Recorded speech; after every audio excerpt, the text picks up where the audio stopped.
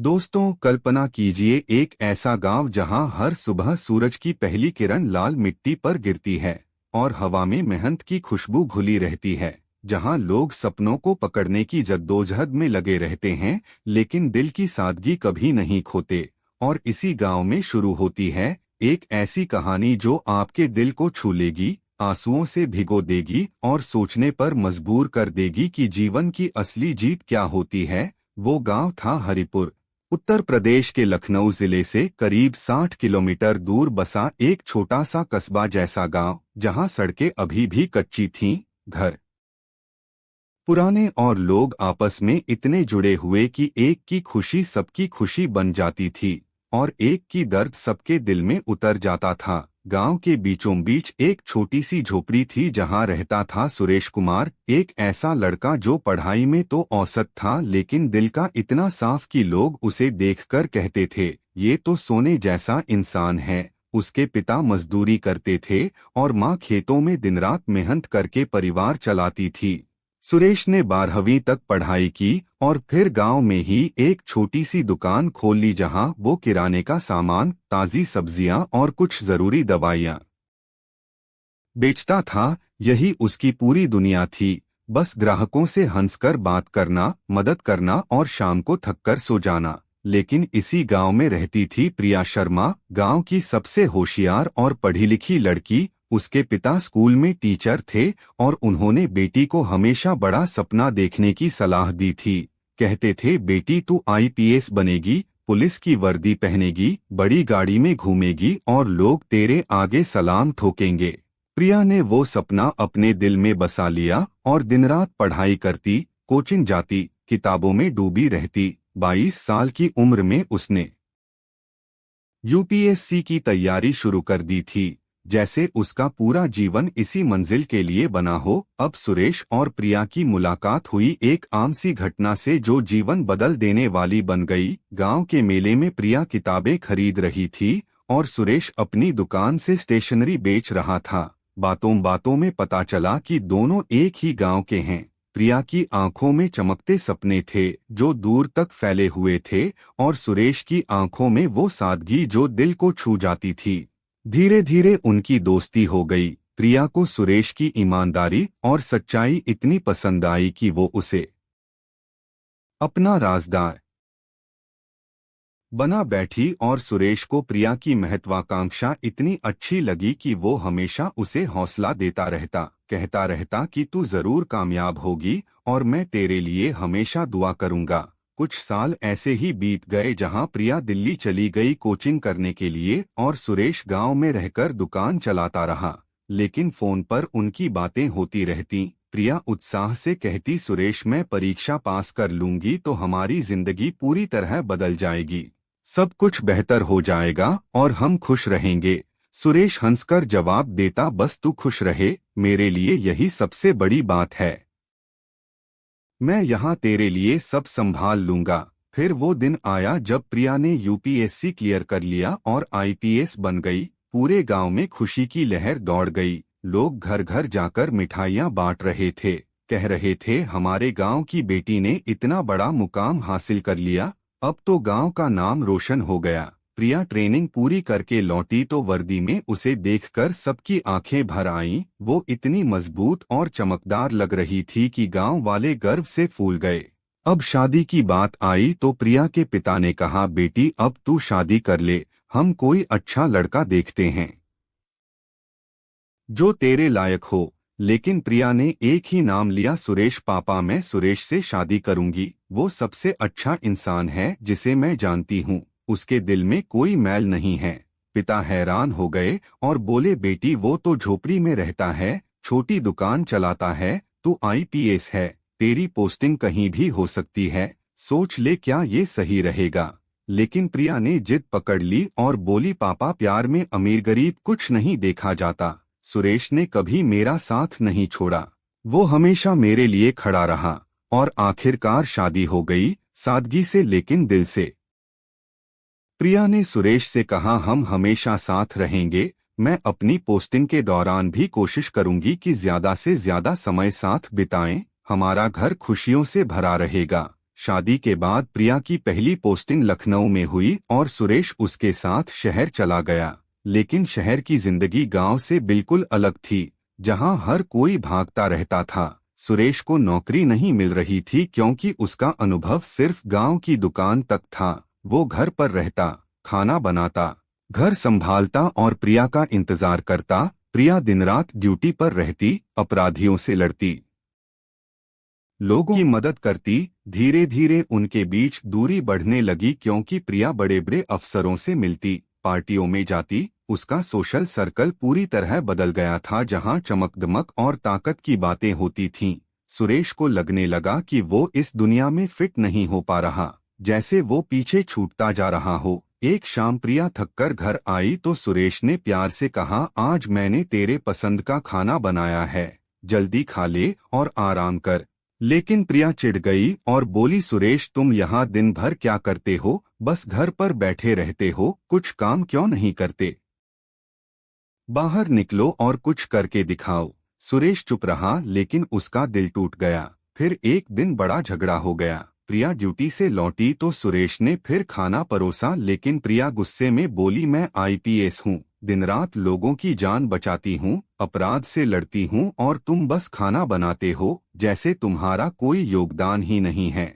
सुरेश का दिल चूर चूर हो गया और उसने दर्द भरी आवाज में कहा, प्रिया मैं तेरे लिए सब कुछ करता हूँ, तेरी खुशी के लिए जीता हूँ, लेकिन लगता है अब मैं तेरे लिए बोझ बन गया हूँ। प्रिया ने गुस्से में कह दिया, शायद यही सच है, हम दोनों अलग अलग दुनिया के हैं, एक साथ नहीं रह सकते। और फिर तलाक की बात आई। प्रिया ने कहा, सुरेश मैं तुझे 50 लाख रुपए दूंगी, तलाक ले लो और नई जिंदगी शुरू करो। सुरेश ने कुछ नहीं कहा, बस आंसू पोंछते हुए कागजों पर साइन कर दिए और चुपचाप गांव लौट आया। अपनी पुरानी झोपड़ी में अकेला रहने लगा। गांव वाले पूछते, भैया बहू कहाँ है? वो मुस्कुराकर कहता, अपनी राह पर चली गई, अब मैं अकेला हूँ।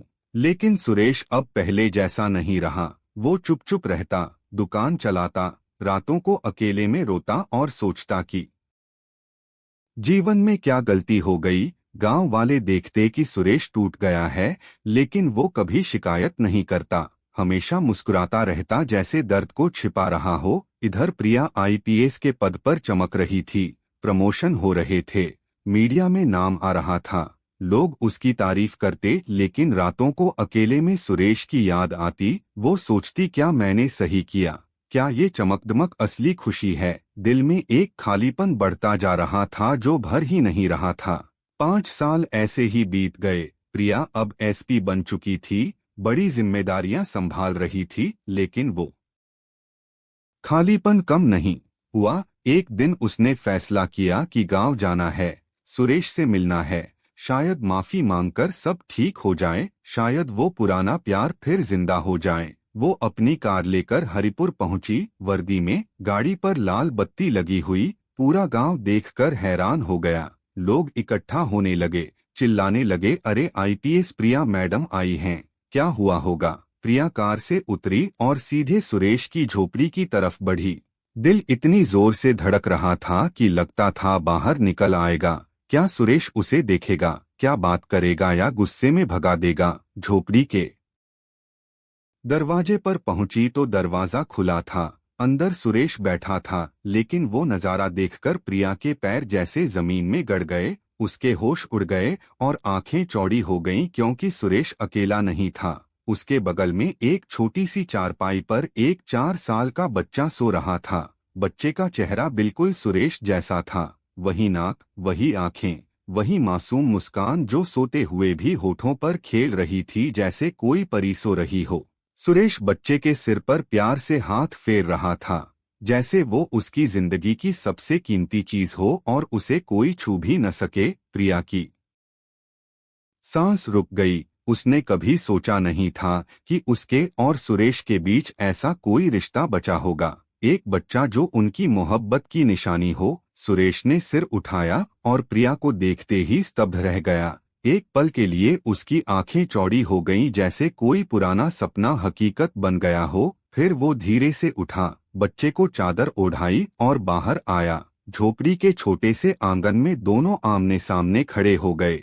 सुरेश की आवाज में न गुस्सा था न नफरत, बस एक थकी हुई उदासी जो सालों के दर्द को बयां कर रही थी। वो बोला, तू यहाँ क्यों आई प्रिया, क्या चाहिए अब तुझे इस पुरानी झोपड़ी से? प्रिया के गले में कुछ अटक गया था, वो बोल नहीं पा रही थी। उसकी आंखें बार बार बच्चे की तरफ जा रही थीं, जैसे वो विश्वास नहीं कर पा रही हो। आखिरकार हकलाते हुए बोलिए, ये बच्चा कौन है सुरेश? सुरेश ने एक गहरी सांस ली, जैसे पुराना दर्द फिर से जाग रहा हो, और बोला, मेरा बेटा है, नाम है विवान। प्रिया की आवाज कांप गई और वो बोली, तेरा बेटा? कब, कैसे हुआ ये सब?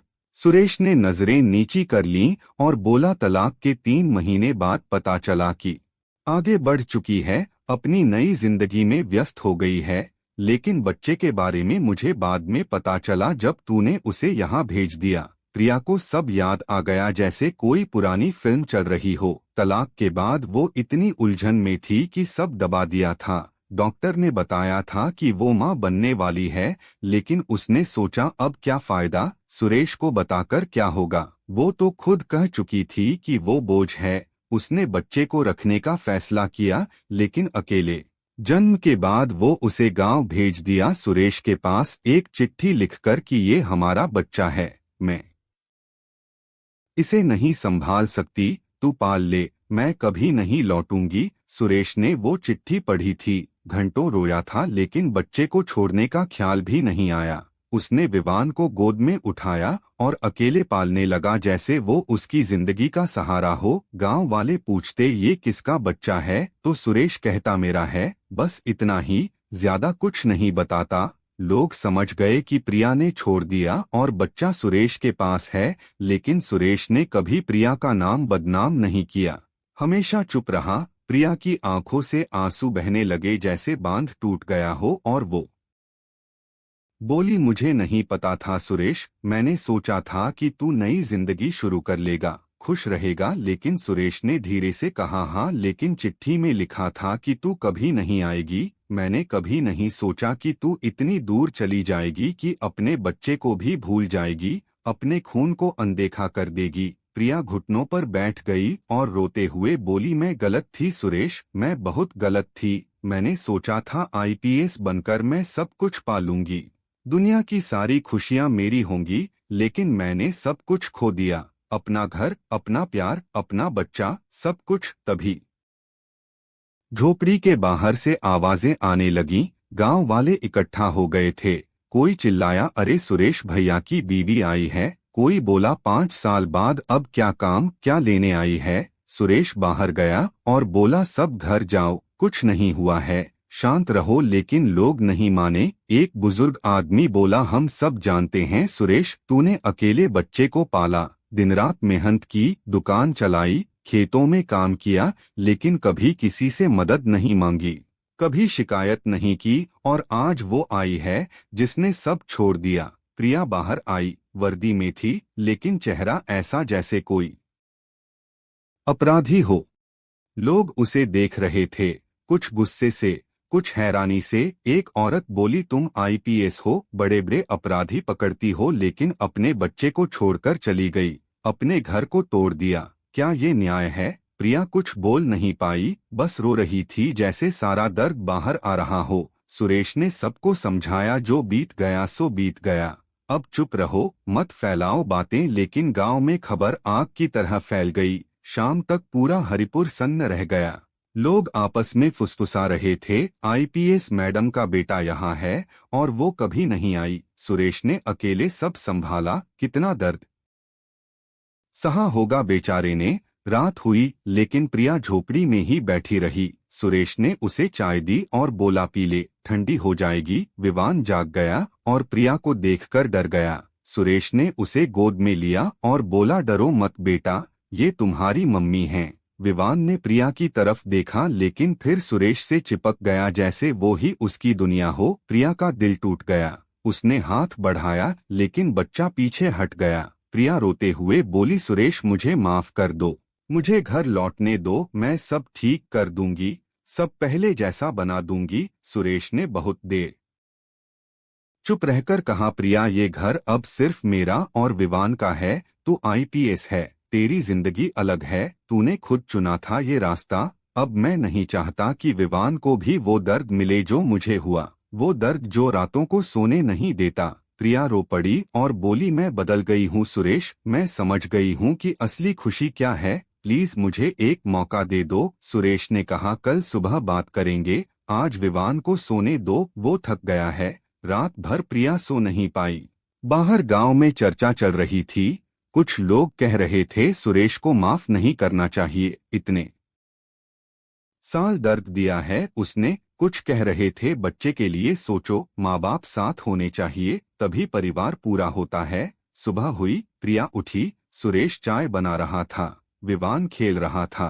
प्रिया ने कहा, मैं आज नहीं जाऊंगी, मैं यहाँ रहूंगी। जितने दिन लगे मैं विवान का भरोसा जीतूंगी, उसे बताऊंगी कि मैं उसकी माँ हूँ। सुरेश ने कुछ नहीं कहा, बस हल्की सी दर्द भरी मुस्कान दी, जैसे पुराने जख्म फिर हरे हो रहे हों।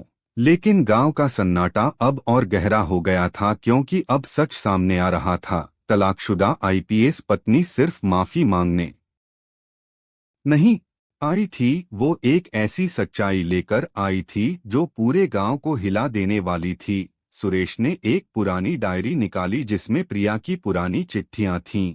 एक चिट्ठी में लिखा था, सुरेश अगर कभी हमारा बच्चा हुआ तो मैं उसे कभी नहीं छोड़ूंगी, हमेशा साथ रखूंगी। सुरेश ने वो चिट्ठी प्रिया को दिखाई। प्रिया पढ़कर रो पड़ी और बोली, मैंने झूठ बोला, मैंने सब कुछ तोड़ दिया, अपना वादा तोड़ा।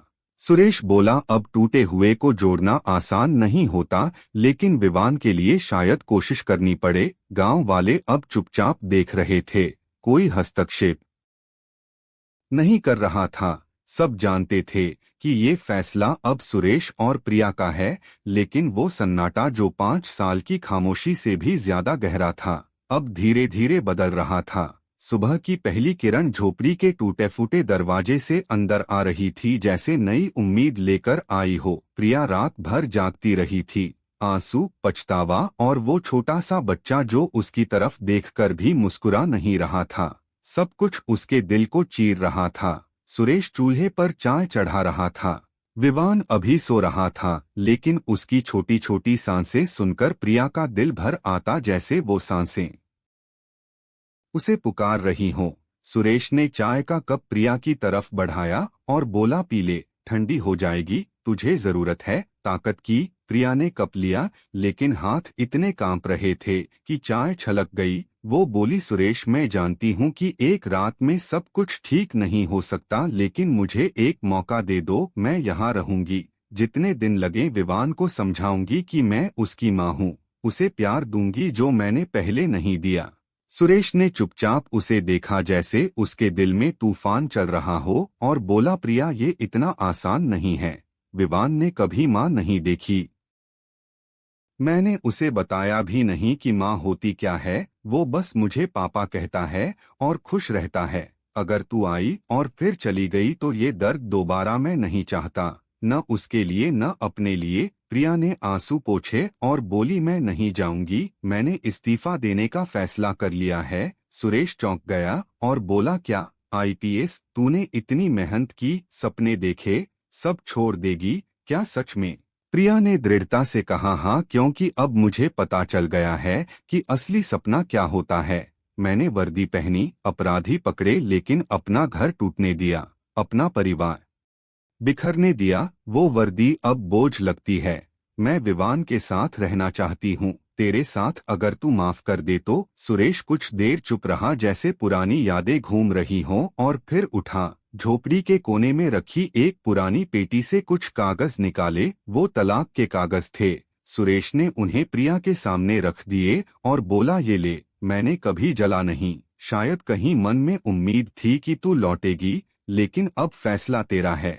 अगर तू सच में रहना चाहती है तो इन कागजों को फाड़ दे, लेकिन याद रख, एक बार फाड़े तो वापस नहीं जोड़ सकते। जीवन का फैसला है ये। प्रिया ने कागज पकड़े, हाथ कांप रहे थे, जैसे सारा जीवन उस पल में सिमट गया हो। उसने एक गहरी सांस ली और कागज फाड़ दिए, टुकड़े टुकड़े करके फर्श पर गिर गए। वो बोली, मैं वापस नहीं जाऊंगी, अब यही मेरा घर है। तभी विवान जाग गया। वो सुरेश की गोद में आया, लेकिन प्रिया को देखकर रुक गया जैसे अनजान हो। प्रिया ने धीरे से हाथ बढ़ाया और बोली, बेटा आना। विवान ने पहले सुरेश की तरफ देखा।